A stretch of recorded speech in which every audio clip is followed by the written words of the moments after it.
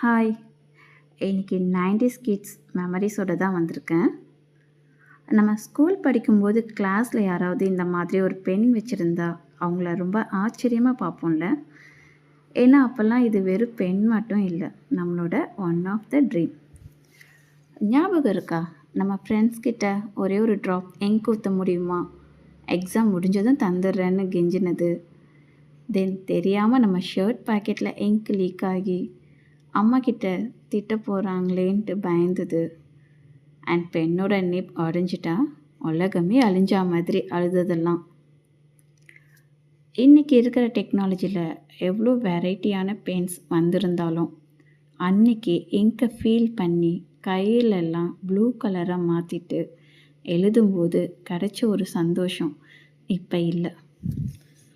நம்ம பேனாவை மட்டும் தொலைக்கலை, நம்மளோட அழகான குழந்தை பருவத்தையும் சேர்த்து தான் தொலைச்சிருக்கோம்.